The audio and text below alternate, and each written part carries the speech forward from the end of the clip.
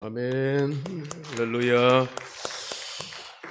감사합니다. 오늘 우리에게 주시는 말씀은 누가복음 21장 20절에서 28절 말씀, 계시된 말씀을 봉독해 드릴 때 살아계신 하나님의 음성으로 받으십시다. 너희가 예루살렘이 군대들에게 에워싸이는 것을 보거든 그 멸망이 가까운 줄을 알라. 그때에 유대에 있는 자들은 산으로 도망갈 것이며 성내에 있는 자들은 나갈 것이며 촌에 있는 자들은 거리로 들어가지 말지어다. 이 날들은 기록된 모든 것을 이루는 징벌의 날이니라. 그날에는 아이 벤 자들과 젖먹이는 자들에게 화가 있으리니 이는 땅에 큰 환난과 이 백성에게 진노가 있겠음이로라. 그들이 칼날의 죽임을 당하며 모든 이방에 사로잡혀 가겠고 예루살렘은 이방인의 때가 차기까지 이방인들에게 밟히리라. 1월 성신에는 징조가 있겠고 땅에서는 민족들이 바다와 파도의 성난 소리로 인하여 혼란한 중에 곤고하리라. 사람들이 세상에 임할 일을 생각하고 무서워함으로 기절하리니 이는 하늘의 권능들이 흔들리겠음이라. 그때에 사람들이 인자가 구름을 타고 능력과 큰 영광으로 오는 것을 보리라. 이런 일이 되기를 시작하거든 일어나 머리를 들라. 너희 속량이 가까웠느니라 하시더라. 아멘.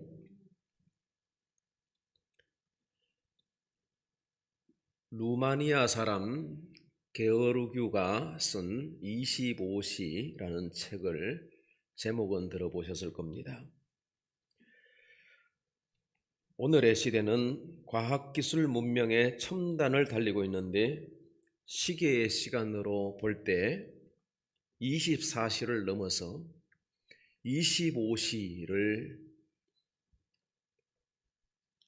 지나고 있다는 것입니다. 그 25시는 통제불능의 시간이라는 거예요. 인간이 그동안 기술을 개발하고 문명을 발전시켰지만은 그 혜택을 누리는 것을 넘어서 문명의 지배를 받는 상태에 있다는 것입니다. 그래서 인간이 어떻게 할 수 없는 그런 현상들, 통제가 안 되는 그런 구제불능의 시간 속에 우리가 살고 있다는 것입니다. 몇 가지 면에서 오늘의 지구와 지구촌 사회는 통제불능합니다. 첫째, 환경오염과 지구온난화 현상입니다. 대기오염이 심합니다. 언제부터 우리가 마스크를 끼고 살았습니까? 에너지의 원은 화석 연료인데 산업화가 진행되면서 화석 연료들을 많이 소모하고 있습니다. 공장이 늘어났고 마이카 시대가 되면서 모든 차량에 화석 연료를 주입해서 소모하고 다닙니다. 그러다 보니까 탄소 배출량이 늘어나서 지금 탄소를 억제하려는 각 나라의 시도들이 합의가 잘 안 되는 것 같습니다. 왜냐하면 이렇게 편한 세상을 그만두는 것이 힘들기 때문입니다. 그러다 보니까 오존층이 파괴되고 있습니다. 오존층이라고 하는 것은 지구를 대기권을 둘러싸고 있는 0.3mm밖에 안 되는 아주 얇은 막인데 하나님께서 우리 인체를 보호하기 위해서 그거를 막을 씌워놨다는 거예요. 근데 이게 다 뚫리면서 강력한 태양이 그리고 해로운 자외선까지 이렇게 다 투과하기 때문에 사람들에게 피부병이 생기고 피부암이라고 하는 것은 저희 어렸을 때 듣지를 못했습니다. 이런 심각한 질병이 만연하게 되었습니다. 지구온난화 현상, 점점 지구가 더워진다는 것입니다. 1960년 산업화가 진행되던 그때보다 지금 현재는 60년, 70년이 지났는데 0.8도에서 1도 가까이 높아졌다고 보고하고 있습니다.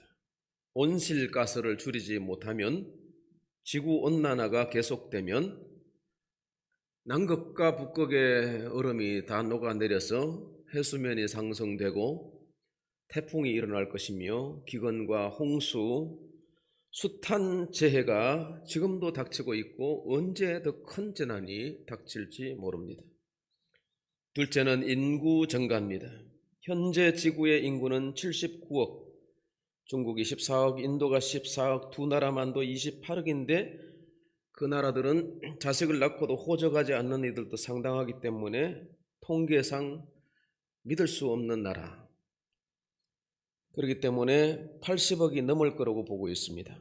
1987년도에 60억 돌파, 99년도에 50억 돌파, 99년도에 60억 돌파니까 10년 만에 10억이 늘어났습니다. 한 해에 1억씩 늘어난다고 하는 것이죠. 그래서 현재 인구 80억이 넘는 것입니다. 인구가 증가한다는 것은 그만큼 소비가 는다는 얘기고 공장이 많아진다는 뜻이 되겠죠. 인구 증가, 이것이 통제불능입니다. 셋째는 핵전쟁의 위험입니다. 노벨이 다이너마이트를 발명해서 문명의 발전을 촉진했지만은 두 번의 세계대전을 거치면서 그것이 대량 살상 무기가 되었습니다. 1945년 8월 미국이 일본 땅에 두 발의 핵무기를 터뜨린 이후에 77년이 지난 현재까지 핵을 사용하고 있지는 않지만은 핵협정에 가입한 나라들이 공식적으로 5개국, 비공식적으로 핵 보유를 선언한 나라들이 이스라엘, 인도, 파키스탄, 북한 합하면 10개 정도의 나라가 지금 핵을 보유하고 있고, 원자로를 가동하고 있는 모든 나라들은 마음만 먹으면 핵무기를 몇 개씩은 가질 수 있습니다. 히로시마에 떨어진 핵무기 한 발이 20만 명이 삽시간에 죽었고 살아남은 자들도 사는 게 아닌 만큼 핵무기의 위력은 참으로 놀랍습니다. 히로시마 같은 그 도시 10만으로 잡을 때 10만 인구가 살고 있는 세계의 도시는 3,000개 정도가 있다고 하는데, 그 모든 도시들을 미국과 소련, 러시아가 가지고 있는 두 나라의 핵무기만 가지고도 그 도시들을 500번이나 파괴시킬 수 있는, 전 세계 인구 80억 인구를 40번이나 죽일 수 있는 가공할 만한 핵무기를 각 나라들이 보유하고 있는 것입니다. 핵을 보유하는 것은 자강의 차원이지 그걸 사용하겠어? 설마? 그러지만은 설마가 뭐 한다 말이 있듯이 언제 어떻게 어떤 상황에서 핵전쟁이 일어날지 우리는 모른다는 측면에서 통제불능이라는 것입니다. 네 번째, 도덕적 정신적 타락입니다. 정신과 진료자들이 점점 늘어납니다. 우리 권사님 자제도 정신과 의사입니다만은 이게 정신과 의사도 얼마나 힘든 일인지 모릅니다. 사이코들을 만나야 되니까 언제 어떻게 칼을 들고 덤빌지 모르는 소시오패스, 사이코패스, 사회 부적응자들이 많고, 사이코패스 반사회적 인격 장애를 가진 이런 사이코패스는요 상당히 매력적인 인간입니다. 영향력이 있고 멋있고, 그런데 어느 순간 어떤 대형 사고를 치거나 전혀 내가 생각하는 그 사람이 아닌 모습으로 나타난다는 거예요. 이게 그래서 정말 힘든 거죠. 아주 머리 좋습니다. 근데 희대의 사기꾼들, 그런 사람들 이 세상에 많이, 주변에 많이 있습니다. 사이코패스들이 뭐 몇 퍼센트라고 그러던데 제가 통계를 잃어버렸습니다만은 정말 이상한 사회로 가고 있다는 것입니다. 도덕적 타락은 어떻습니까? 성적 타락. 흔히 바람을 피운다거나 혼의 정사라든지 이게 동네 창피한 일이었는데 지금은 법적으로 떳떳합니다. 간통죄가 폐지되고 오히려 그걸 능력이라고 생각하거나 통계에 의하면 죄송합니다. 남자들의 70% 이상이 외도를 해본 적이 있다고 하던가요? 조심하셔야 됩니다. 상당히 가까운 거리에 언제나 우리가 미혹될 수 있는 그런 세상에 우리가 살고 있고, 그것이 뭐 어떠냐? 그게 이 시대의 문화 현상 트렌드가 아니냐? 시대 정신으로 포장하고 하나님이 주신 성을 사람이 인위적으로 바꾼다거나 동성 간에 부끄러운 짓을 하는 것을 버젓이 일삼고 있고, 게이나 레즈비언이 자기는 이런 짓을 하는 사람이라고 하면서 떳떳하게 거리에 활보하면서 집단적으로 시위를 하거나 텔레비에 버젓이 나와서 민둥머리로 프로그램을 진행하는 그런 인간도 있습니다. 그리고 차별금지법, 국회에 계류되어 있어서 교계는 초긴장을 하고 있는데, 말하자면 동성애 하는 사람들을 차별하지 말라고 하는 것이 그 차별금지법의 핵심이라는 겁니다. 물론 여러 가지 좋은, 차별해서는 안 되겠죠. 그런 여러 가지 좋은 것들은 끼워서 팔고, 실상은 동성애 합법화, 이것이 바로 차별금지법의 실체인 것입니다. 이 인간의 멈출 수 없는 욕망, 통제불능의 25시를 멈추게 할 수 있는 요인은 딱 한 가지, 멸망이라는 것입니다. 그래서 가까운 멸망이라는 것이죠. 여러분, 우리가 베드로후서 주의 말씀을 한번 상고해 보십시다. 베드로후서 2장 5절과 6절 보시면, 5절에 옛 세상을 용서하지 아니하시고, 그래서 어쨌다는 거예요? 세상에 홍수를 내리셨다는 것입니다. 지금의 세상은 옛 세상보다 나을까요? 천만의 말씀입니다. 오히려 더 심각합니다. 6절, 소돔과 고모라 성을 멸망하기로 정하여 죄가 되게 하사 후세에 경건하지 아니할 자들에게 본을 삼으셨으며, 소돔과 고모라가 있었던 그 땅은 지금 사해 바다 밑에 있습니다. 사해 바다 가면요, 소금 바다인데 그 유황이 아주 진동합니다. 불과 유황이 그냥 하늘에서 내려서 소돔 고모라가 땅 밑으로 꺼지면서 해수면보다도 그 골짜기는 400m가 낮은 강이 땅 속으로 흐르는 그런 세상의 유일한 곳이 그 소돔 고모라입니다. 그 바다 위에 배영으로 누우면 몸이 둥둥 뜹니다. 수영을 하나도 못하는 사람도, 과체중도 거기에 누워서 바다 위에, 저 바다에 누워, 그게 거기에요. 그 밑에 뭐가 있어요? 멸망의 소돔 고모라가 있었다는 그 옛 세상도 하나님이 심판하셨는데, 지금은요, 예수님 말씀하시기를 소돔과 고모라 성이 차라리 더 견디기 쉬웠을 것이다. 그 시대 2000년 전에도 예수님 보실 때 소돔과 고모라보다 더 나쁜 도시가 있는데, 서울은 어떨까요? 안양은 어떻습니까? 이렇게 깨끗하게 만들어 놓고 공원화해 놓고 아파트 지어 놓고 그렇게 살아도 우리가 알지 못하는 인간의 욕망과 죄악과 도덕적 타락은 수위를 넘었다는 것입니다.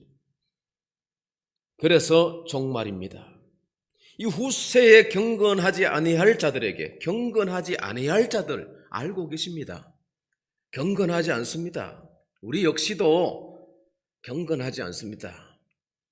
그러나 주일마다 주께서 부르시는 곳에 나와서 죄를 씻고 기도와 말씀으로 거룩게 지고 하나님께 다시 돌이킬 수 있는 자리가 있기 때문에 구원의 은혜가 우리에게 임하게 되는 것입니다. 그런데 이 은혜를 떠나서, 하나님을 떠나서 세상 속에 들어가면, 글쎄요, 한 2번만 예배 빠지면 세상 사람과 비슷할 거요. 인간은 다 거기서 거기입니다. 인간에게 가능성이나 소망이 없습니다. 오직 소망이 주께 있는 줄 믿습니다.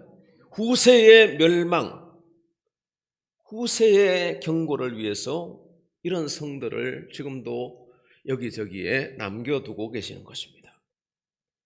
종말이 있습니다.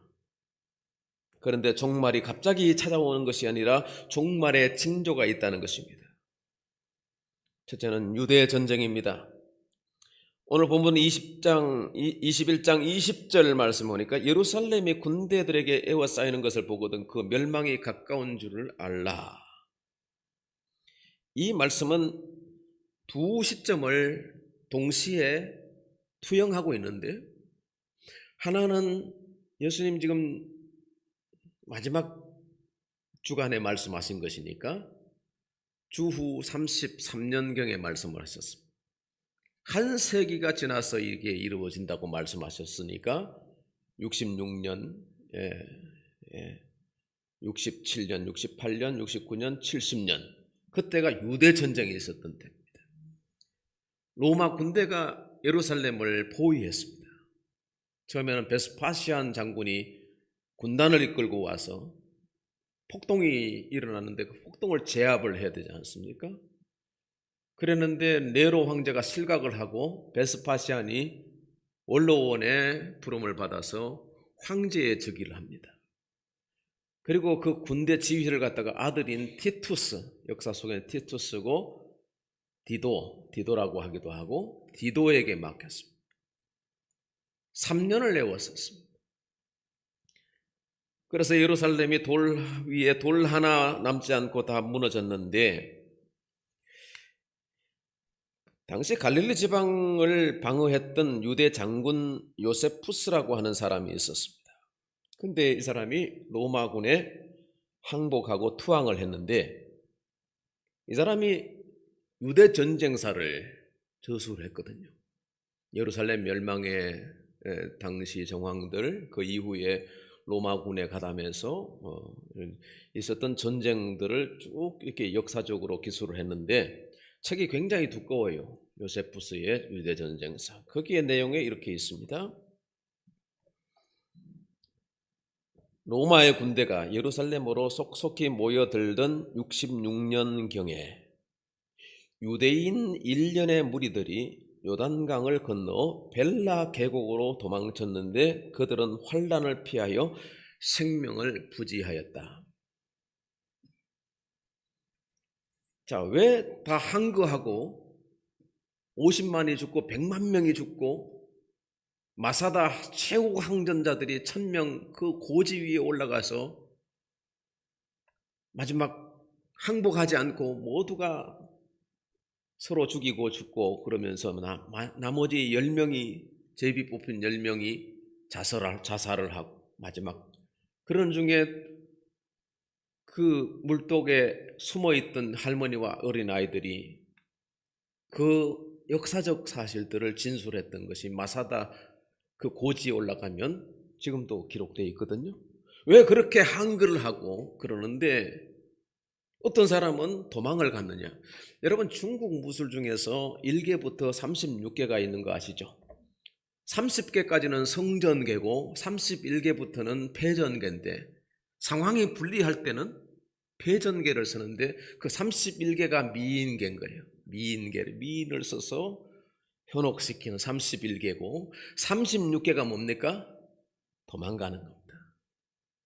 힘이 모자라는데 때가 아닌데 그래서 다시 힘을 길러서 적정하고 맞붙는 중국 무술 그런 것들 많이 무협지에 나오지 않습니까? 36개 도망하는 것이 그렇게 뭐 나쁜 건 아니다는 얘기죠.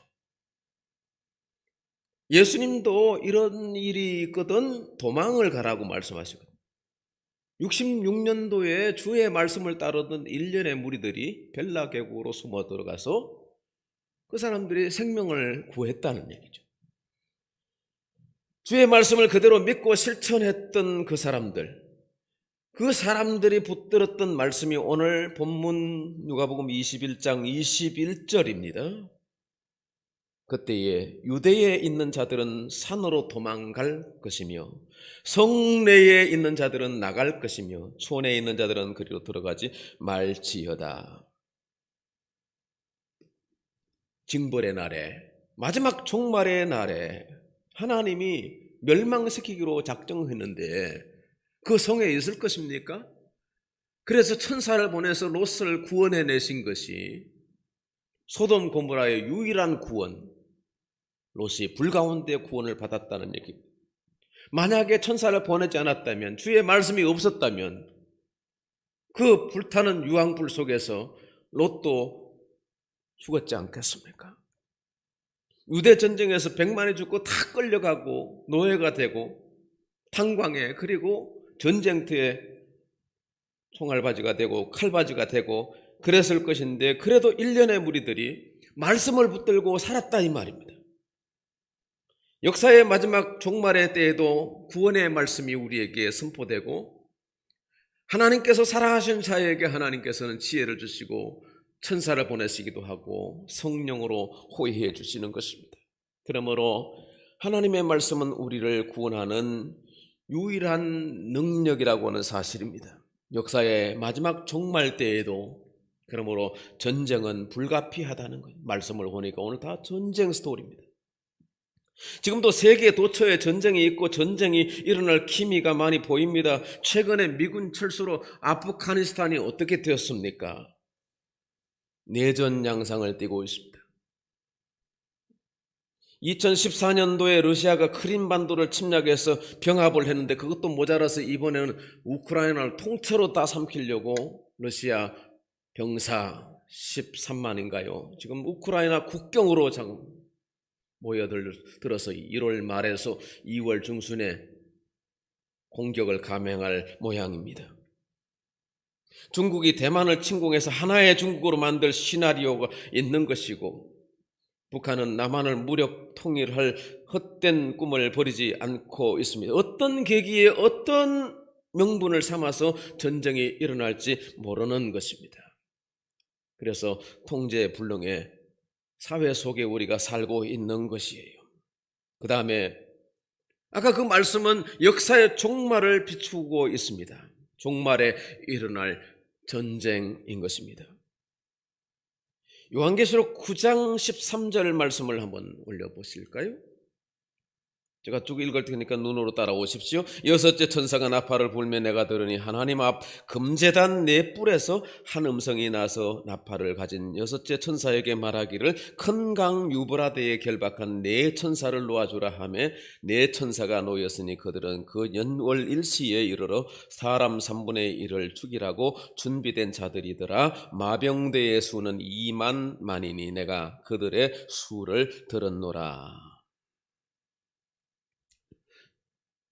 사무엘 헌팅턴의 저서인 문명의 충돌이라는 책에 보면 역사의 마지막 전쟁 시나리오가 나오는데, 중국이 이슬람 국가들과 손을 잡고 서방 국가들과 전쟁을 치르게 될 것이라고 예견을 했습니다. 마병대의 수가 2만 만이라. 계시록 19장 오늘 말씀에 보니까 2만 만은 2억을 말하죠. 군대를 2억을 동원할 수 있는 나라가 어디겠습니까? 아마 그런 근거에서 헌팅턴은 중국을 중심으로 이슬람권이, 그래서 아마 이 에너지 전쟁, 우리가 아프가니스탄 침공이나 이라크와의 전쟁, 미국 명분은 다 뭐 악의 세력을, 테러리스트를 명분을 삼았지만은 사실 보니까 에너지를 차지하기 위한 것이었지 않습니까? 그러므로 호르무즈 해협을 중심으로 한 그 이란, 이라크, 유브라데 강 유역과 지금 우크라이나나 이게 다 에너지와 관련이 있는 거예요.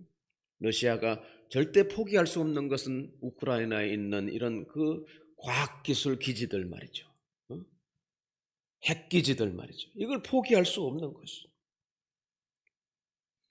그래서 어떤 세력이 어떻게 어떤 기류로 모여서 언제 터질지 모르는 그런 종말에 임박해 가까운 종말이라는 것입니다. 다시 본문으로 돌아가서 오늘 20절 말씀을 보시죠.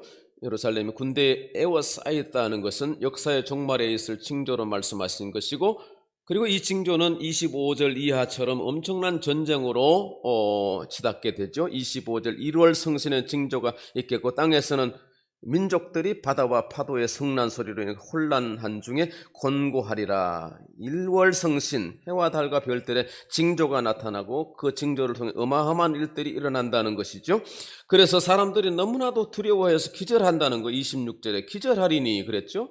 이는 하늘의 권능들이 흔들리겠습니다. 그렇다면 과연 하늘에 어떤 징조가 일어나기에 사람들이 곧 임하게 될 엄청난 재앙을 두려워하고 기절한다는 것인가? 요한계시록의 다른 말씀 보니까 사람들이 굴과 산바위 아래에 들어가서 어린 양의 진노로부터 우리를 구원해달라고 아우성치는 얘기가 나옵니다. 사회학자들이나 성경학자들은 하나같이 이것을 핵전쟁이라고 예견하는 것입니다. 사도 요한이 밤모섬에서 보았던 마지막 때의 환상, 계시록 8장 7절 말씀. 첫째 천사가 나팔을 보니 피 섞인 우박과 불이 나서 땅에 쏟아지며 땅의 3분의 1이 타버리고 수목의 3분의 1도 타버리고 각종 푸른 불도 타버렸더라. 요한이 살던 1, 2세기에 당시 전쟁은 주로 창이가 칼로 공성전을 하면 돌이 날아가고 뭐 그런 때고, 기름에 불 붙인 그런 돌이 날아가고 그러지 않습니까?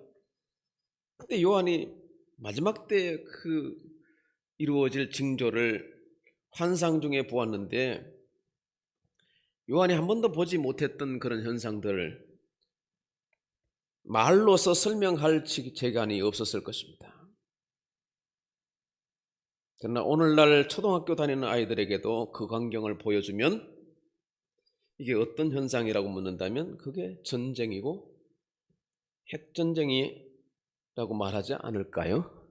우리가 이라크 전쟁도 보았고 쿠웨이트 침공 때도 보았고 텔레비로 다 생중계를 해주는데, 항공모함에서 미사일이 발사되어서 타켓에 명중되는 것과 폭격기가 날아가면서 타켓을 명중시키는 그런 것들을 우리가 많이 봅니다. 그러고 난 다음에 지상군이 투입해서 전쟁이 몇 달을 폭격하고 지상군은 며칠 해서 끝내버리는 거예요. 사도 요한이 보았던 밤모섬 환상이 그런 거 아닌가 이렇게 보아집니다. 그러나 여러분, 두려워하지 마십시오. 전쟁은 하나님께 속한 것이기 때문에 함부로 아무 데서나 일어날 일은 아닌 것입니다. 그러나 성경으로 볼 때는 유브라데 강 유역, 중동, 러시아, 이스라엘에 연관되는 그런 축에서 이 종말의 전쟁이 아마 확산이 되어질 것이다, 이렇게 보는 것입니다. 자, 이런 종말과 관련해서 얘기하면 사람들이 경직되고, 야, 그럼 어떻게 해야 될 것인가? 집도 팔고 우리가 산골짜기에 들어가서 살 것인가? 이단들은요, 이런 이 절망의 시대에 거짓 희망을 말하는 것입니다. 그러나 종말에는 언제나 좋은 희망이 있는 것입니다. 희망. 그 희망이 오늘 27절 말씀입니다. 그때 사람들이 인자가 구름을 타고 능력과 큰 영광으로 오는 것을 보리라. 인자 예수 그리스도가 우리의 소망인 줄로 믿으십시다. 오직 예수만이 소망입니다. 맹구 이야기를 드립니다. 여러분 표정에 보니까 조금 이게 전쟁 나면 어떻게 해야 되나, 보따리 싸야 되나 그러는데, 맹구가요 사는 게 너무 힘들어서 바위에 올라가서 자살하다가 겁이 나서 그만 자살 못하고 내려왔습니다. 내려와서 보니까 올라갈 때는 보지 못했던 팻말이 하나 있는데, 그걸 보고 나서 몽고가 다시 막 바위에 올라가더니 떨어져서 죽었다는 거예요. 그래서 맹구가 뭘 보았는가, 밑에 가서 조사를 해보니까 그 팻말에 이렇게 적혀 있습니다. 다시 생각해 보시오. 다시 생각해 보시오. 뭘 다시 생각해요, 여러분? 내려왔으면 살아야지. 자살을 반대로 하면 살자 아닙니까? 죽을 힘이 있으면 살아야 되는 것입니다. 근데 왜 죽으려고 하는 거예요? 희망이 안 보이니까 죽는 거예요. 세상을 사노라면 절망도 있습니다. 사람들이 희망을 보지 못하기 때문에 얼마나 많은 사람들이 절망으로 끝내는지 모릅니다. 아니, 우주 종말 전쟁으로 핵전쟁이 나고 그거보다 어쩌면 개인의 종말이 더 앞서 있지 않습니까? 절망을 이길 힘이 없는 겁니다. 사랑하는 성도 여러분, 어떠한 상황에 있든지 예수 그리스도를 바라보시기 바랍니다. 한때 부산에 명물 영도다리가 있었습니다. 6.25 때 피난민들이 부산까지 가서 부산에 큰 건물이 없다 보니까 영도다리 밑에서 만나자. 영도다리에서 기다려라. 이렇게 해서 영도다리로 모여들었습니다. 살다 힘들면 그 영도에 태종대가 있는데 그게 바위에 올라가서 자기를 던졌습니다. 하도 사람들이 많이 죽으니까 그 바위를 이름하여 자살바위라고 했답니다. 부산시가 이제 골머리가 아픕니다. 이 자살을 줄여야 되는데, 그래서 그 바위 옆에다가 모자상을 하나 조각해서 세워두었습니다. 어머니가 아기를 품에 안고 젖을 먹이는 장면인 거죠. 그래서 절망 중에 자살하려고 그 전국에서 모여드는 절망자들이 그 바위에 올라가서 자살하려고 왔는데 그 작품을 보는 순간 마음에 녹아내립니다. 엄마 생각이 나는 겁니다. 그래서 죽을 뜻을 포기하고 내려가는 것. 그게 몇 년 통계로 쌓이니까 이게 30%, 40% 자살이 줄어드는 거예요. 그 모자상을 조각하신 분이 우리 교회 김한정 권사님의 남편인 전내진 교수님이신데 지금도 90 중반에 모자상을 갖고 있습니다. 홍대 미대 조소 교수로서 굉장히 유명한데 그분이 정말 설마 교수일까? 그냥 술 좋아하는 그 할아버지 정도로 보입니다.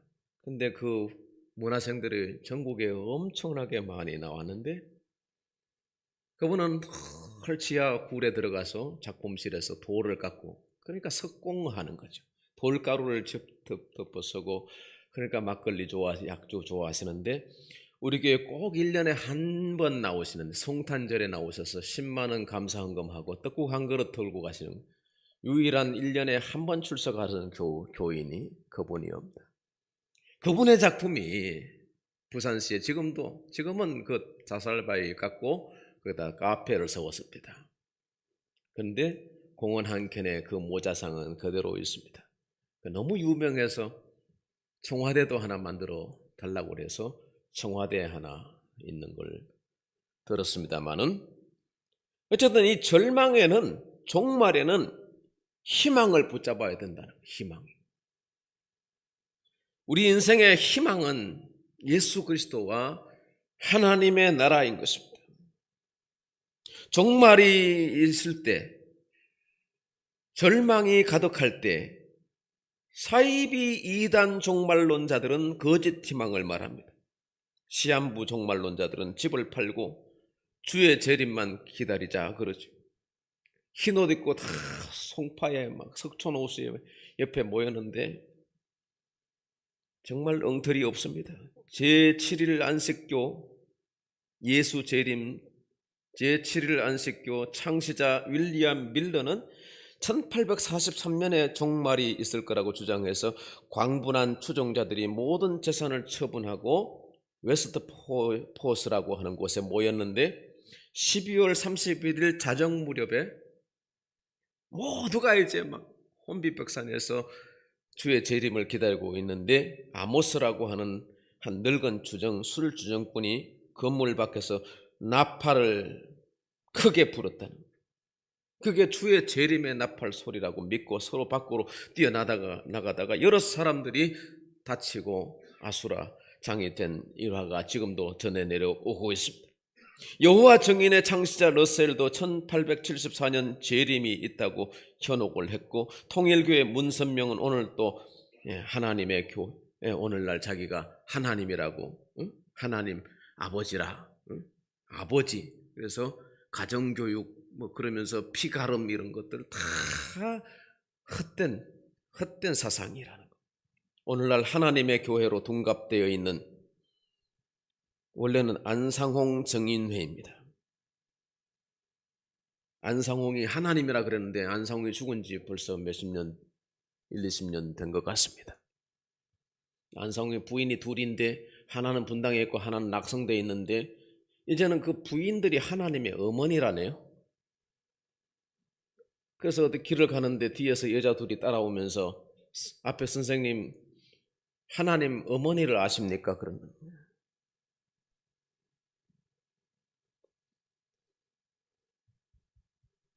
이단들, 미혹의 영 신천지 이만희, 자기가 하나님이라고 하는 거죠.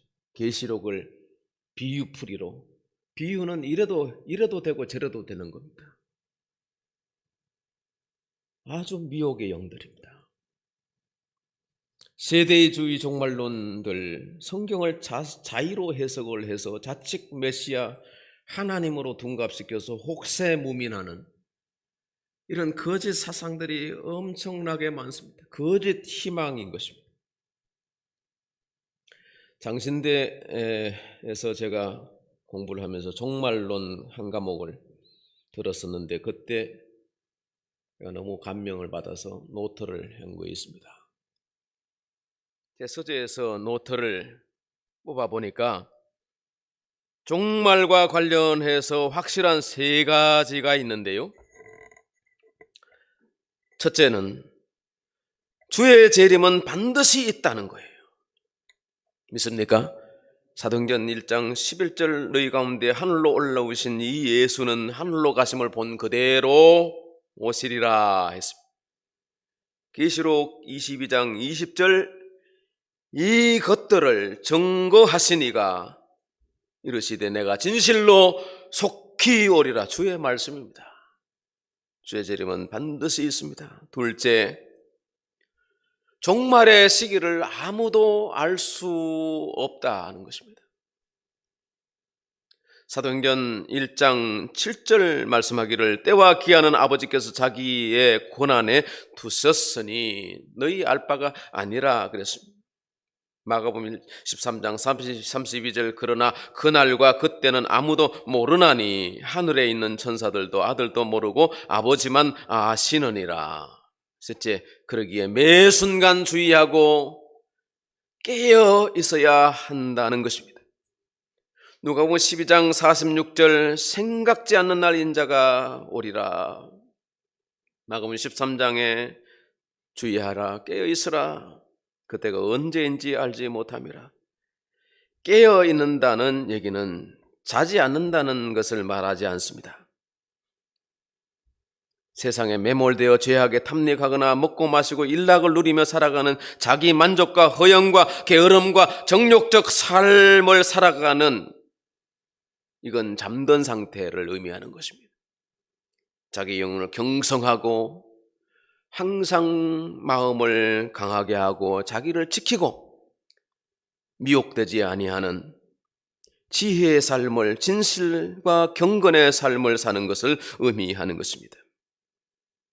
스피노자는 말했습니다. 내일 지구의 종말이 와도 오늘 한 그루의 사과나무를 심으리라. 지구의 종말이 온다 해도 하나님의 나라는 영원한 것입니다. 그렇기 때문에 우리가 해야 할 일이 있고 내가 받은 사명이 있고 내가 맡은 일에 충실을 해야 합니다. 그리고 오늘의 종말이 와도 내일 천국에서 깨어날 것인데 뭐가 두렵습니까? 미래 어느 날에 전쟁이 난다 해도 한 번 죽는 것이죠. 그러나 하나님께서 우리를 위해서 예비하신 구원의 길이 있고 하나님이 우리의 피난처가 되어 주실 것이기 때문에, 그렇다고 해서 미리 휴가가 일어나고 이런 것도 세대주의 종말론자들의 현혹인 것입니다. 공중으로 올라가고, 그건 꼭 데살로니가 후서에 딱 한 번, 전서에 한 번 딱 나오는 건데 그걸 일반화할 수는 없습니다. 그래서 사실은 종말이 오기 전에 개인의 종말이 먼저 오는 것이 거의 90% 이상 확실하지 않습니까? 자기의 종말이 멀지 않았다는 생각을 하면서 우리가 거짓 희망에 현혹되지 않고 참된 희망인 진리의 말씀을 붙들고 예수 그리스도를 의뢰하고 경건과 믿음의 삶을 충실히 살아가면 오늘 종말이 와도 오늘 밤 죽어도 내일 어떻게 된다 할지라도 우리는 걱정이 없는 것입니다. 사랑하는 성도 여러분, 종말의 현상을 가지고 사람들은 두려워하겠지만은 오직 주를 의뢰하고 하나님을 섬기며 전도하면서 교회 공동체를 중심으로 하나님의 나라를 이루어가는데 저와 여러분이 귀하게 쓰임받는 은혜가 있기를 주의 이름으로 축원합니다. 하나님 아버지 감사합니다. 말씀 듣는 우리 모두에게 성령으로 은혜 베풀어 주시고 깨닫게 하시고 새기게 하시고 말씀 붙들고 승리하는 우리 모든 믿음의 용사들이 되게 해 주시옵소서. 예수님 이름으로 기도합니다. 아멘. 179장입니다.